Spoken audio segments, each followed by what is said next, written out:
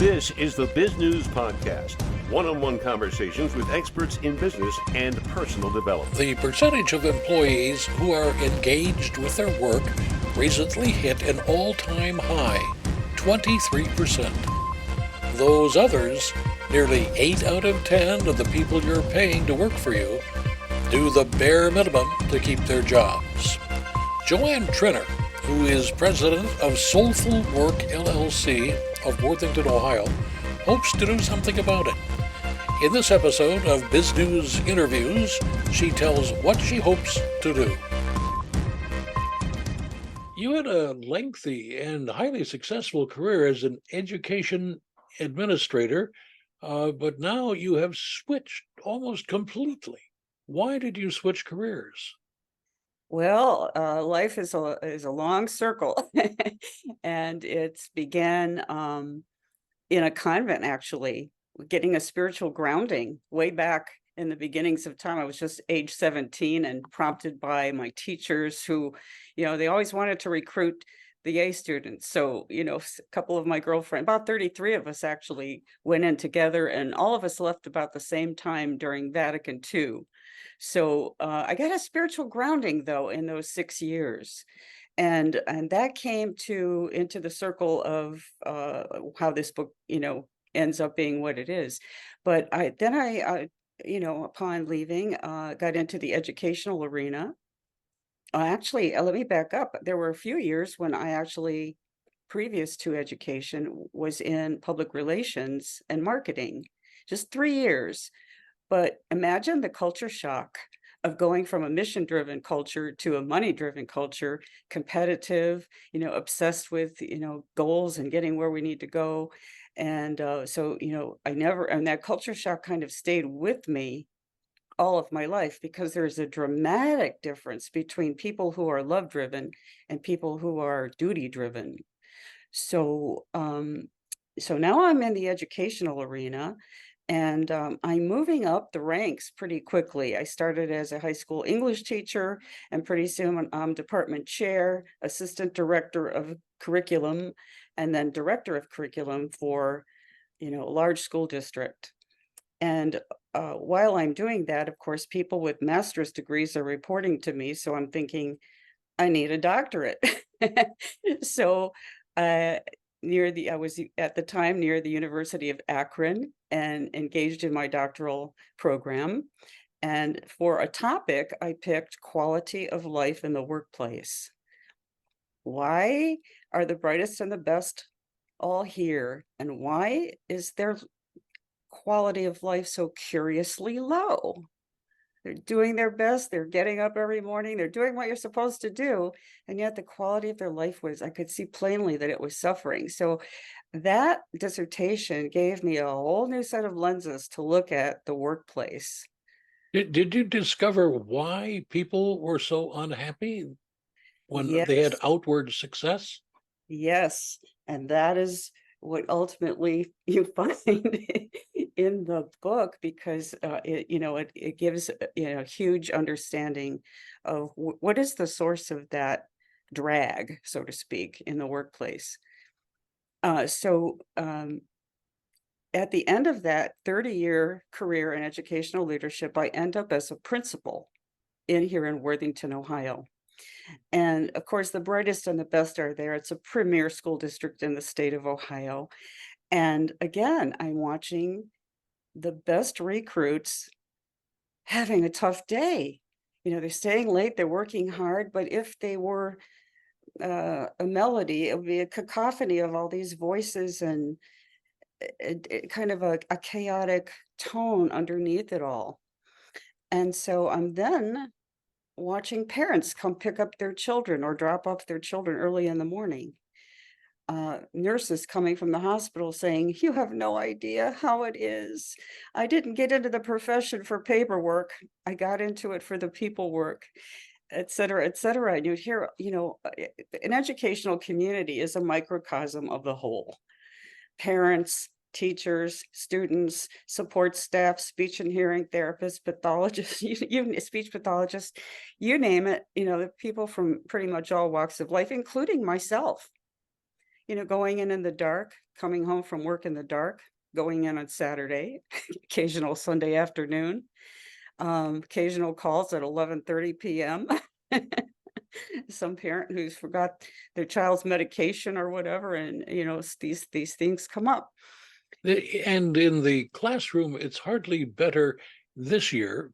We hear stories of teachers actually being assaulted, not by teenage students, but by kids in the third grade. And kids in the third grade using the F word as if it were just a common noun. Would that be a noun or a verb? Well, it doesn't matter. What is going on? Well, the disintegration of our culture is actually going on. And it's not anybody's fault. We were headed to this place from the first industrial revolution, when men first left their fields for their first jobs on the conveyor belts. Check your soul in at the door. This is pure business. So anything love related, anything personal, anything internal to the individual had to be out of the equation. This is pure business. The cold logic of profit and loss became the paradigm. And so, of course, as that played out in the first industrial revolution, young boys were recruited too into the workplace. Then the first labor unions came into being. Well, I think it was William Taylor. I'm not sure it's William Taylor, but his last name is Taylor, who did the time management studies. How many widgets can you produce in an hour, and who's more capable for this job than the other guy. So one of my chapters begins with an old quote. First, it's a primary source. It was all about the job and only about the job. Life was only about having a job, keeping a job, and keeping the roof over our heads. So, if we think in terms of Maslow's hierarchy of needs, it's a triangle where just pure basic needs, eat and sleep and provide for your physical well-being. I feel as though over these many industrial revolutions, and we're now headed into the fifth at the dawn of AI, that Maslow's triangle has shrunk. And we have more people at the base than we did at the beginning. Fewer people rising up, fewer people self-actualizing and have the privilege of doing what they love to do and what they were born to do, and engage in their great giftedness. And I believe there is plenty of giftedness out there that's unexplored, undiscovered, underutilized. And so, we stay in this stagnant place. But Gallup poll sums it up for us. They said 85% of people worldwide are unhappy with their jobs. 85%. And the cost to employers is 7.8 trillion in lost productivity. And think about the incalculable cost to individuals, families, organizations who, we're not saying anybody's the bad guy here. Employers are also victims of this social disintegration. We're all victims of it. So where does it stop and how does it end? And I, take us through in the book through a journey through our history of evolution in the world of work to the present moment, and project the future as we enter the age of AI. We may, by contrast, start understanding our essence as a human being. You mean through artificial intelligence? How on earth is that going to happen? Well, if is it about our power to think and do that makes us human, or is it our power to love and manifest love in our labor? Those are two different worlds. If wires and plastic, let's call it a robot or AI intelligence, can outthink us and outdo us, where does that leave us? It surely doesn't leave us in the dust, because what we've always needed through these many centuries really is to be in our essence, be in our superpower, and that is to be in our center, which is love. And when we can connect to that love then we don't work for the overlords. We work to serve each other, and serving each other gives us a giver's high. Serving an overlord is just dutiful, depressing, and disinteresting. And so why do we have widespread worker disengagement? Because we do it out of sheer duty, sheer survival, and not for self-actualization, not to express ourselves, which, we are in essence love, and to express the giftedness, which is also a love expression. So there we are, measuring ourselves against AI. I think we come out the winners. And Joanne, would you explain what you call the concept of callings that let's see if I can read it correctly here, that neutralize the burden of work with its mission-driven approach and its corresponding intrinsic rewards? A big sentence. I hope you can explain it for me. I'll try. Each one of us is born with a unique face, a unique thumbprint. Everything about us is totally unique, and so is our internal giftedness.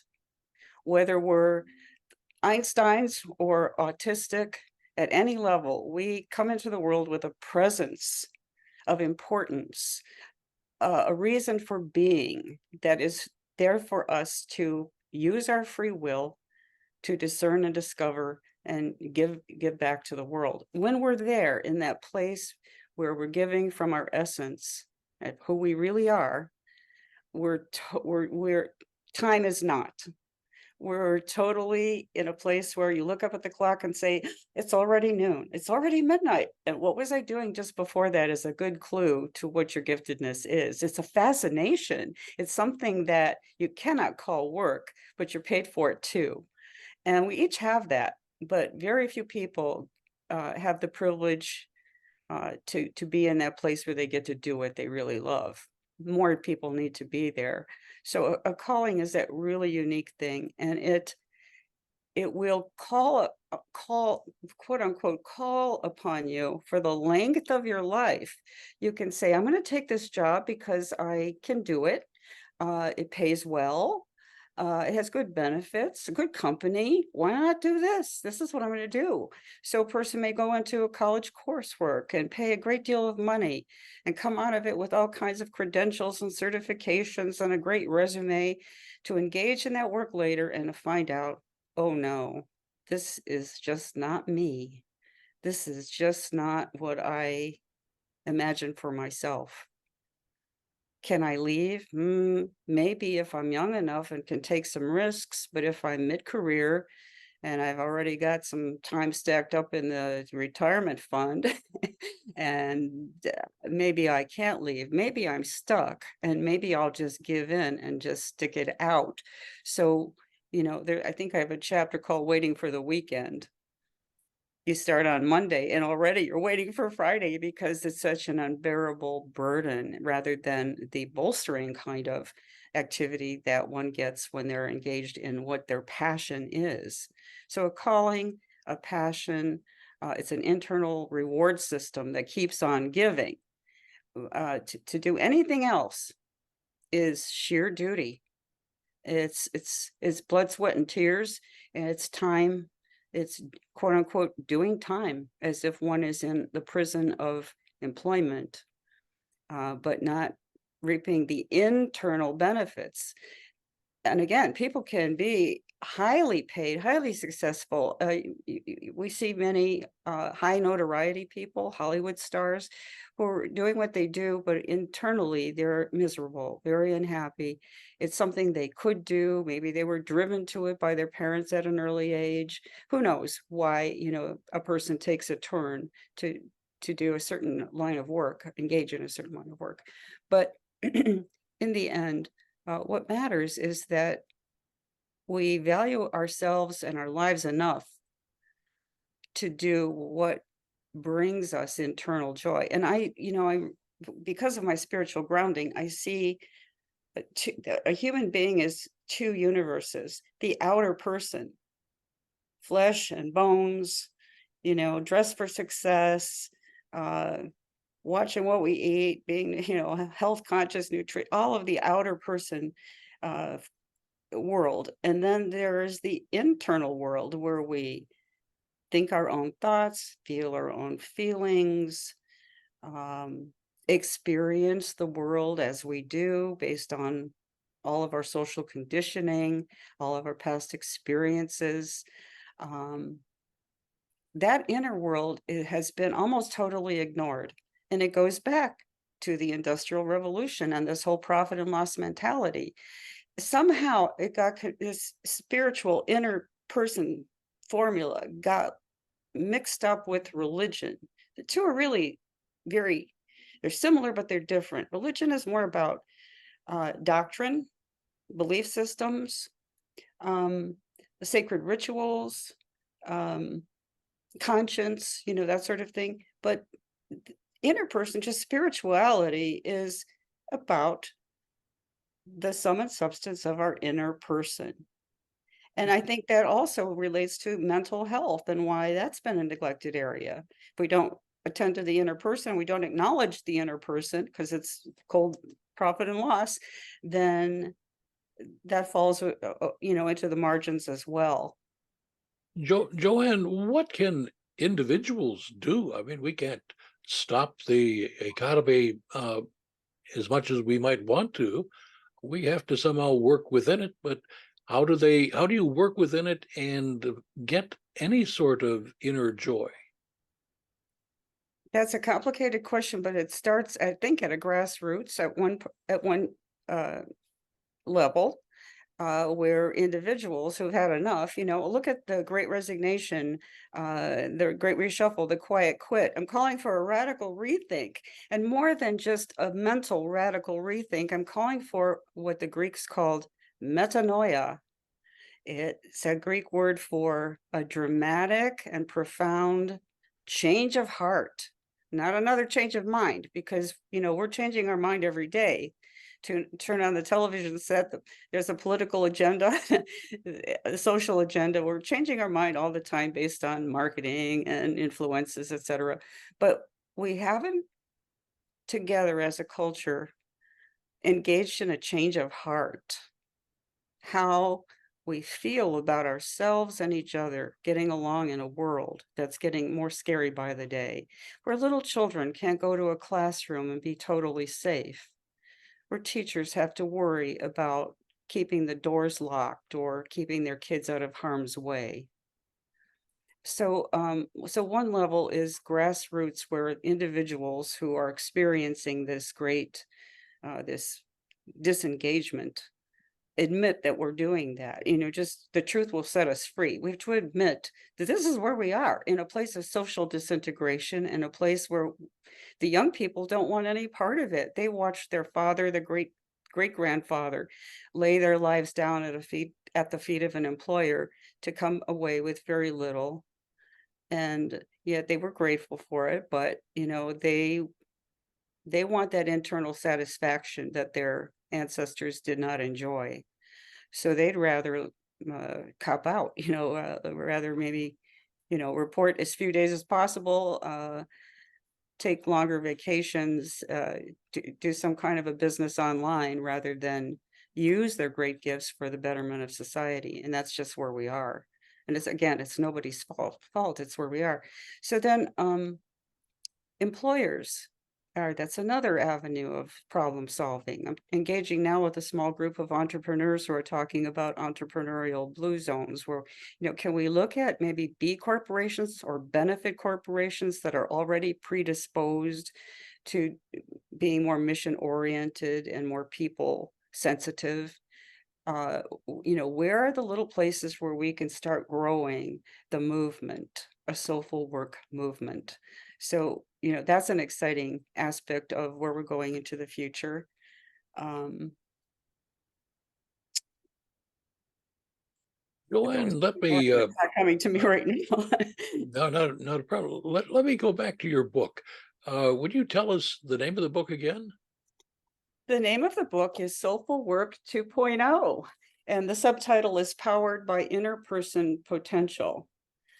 because the driver of soulful work is the inner person, not the outer person. We can engage our head, we can engage our hands, but that doesn't mean it's the work we're going to like or love. But Was there a 1.0, by the way? it's a 2.0. I know It's a it's 2.0. 2.0. Did you have a 1.0 I in your did. writing? Or?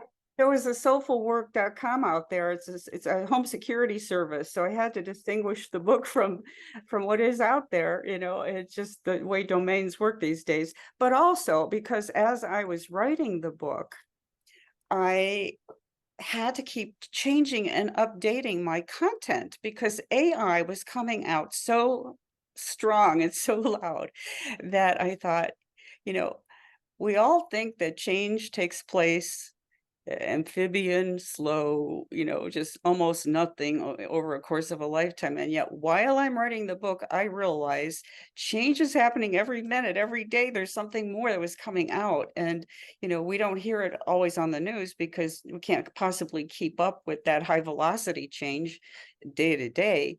But so AI is certainly a fast track, to say the very least. And I hope it has some positive benefits for us. I have many positive benefits if we can keep a cap on the dangerous part of it. Joanne, I presume you must have a website. Would you tell us about it? It's being built right now, and I wish it was up. It was a great site. It was up for many, many years, and it was hosted by a company in Australia. And one day there was some static, and I thought, well, don't sweat it. Computers get updated, blah blah. And 2 days later, it was down, and it wasn't backed up. So we're rebuilding it now in a very simplistic way, at least to give people a chance to see. To contact me if they wish, or to buy the book if they wish, which is available on Amazon every day, or they could learn more about the company. It should be up in a couple, 3 weeks at the very most. Do you know the website's URL? It will be soulfulwork.net. .net. The .com happens to be taken, so here we are. That's right. At least it's not soulful work. Well, Who knows? TV, I suppose.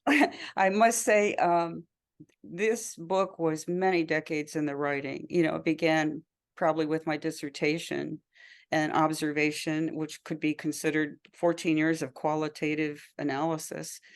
And I come away and I actually retired after that 30 years and thought, what am I going to do with that valuable information? So I started to write, and I had a 372-page version of this book, which was dense. It was, more college to maybe professorial than it needs to be for the everyday reader. And so I took time to set it aside, rethink it, and dwindle it down into what we have now. So, any chapter that's in this book is backed up by stacks of other research. Words just point to realities. A book can only give us a hint, signposts about the large agenda that's behind it. Joanne, in the time we have left, would you give us some final thoughts? What have we not touched on that you wanted to bring out? I would like for us to really give thought to a rethink of the old employment paradigm that we've lived under for all these years. It's part of our DNA. It's part of our social conditioning. We don't know how to think any other way, but I think we have to get out of our heads where we are always in chaos and conflict. As long as we live in our heads, we're always going to disagree. We're always, we just can't make room for each other's varying opinions. But if we drop down to our hearts where we really know something, life's pretty good there. And there's room for everybody, and there's room for the differences, the diversities, and there's certainly room to grow the great giftedness, which is the great natural resource of any country, any company, any family. Tremendous natural abilities that, we have PhDs slicing meat at the deli counter. It was a joke many years ago about PhDs pumping gas. Well, we all pump our own gas now, but the work of our heads and hands, is one thing, and the work of our hearts and souls is a whole different thing. If we could just see the difference, if AI can take the work of our heads and hands away from us, that doesn't mean we're second class to them. We're still the only creatures on planet Earth who can put heart and soul and love into our everyday life. We still come out way ahead.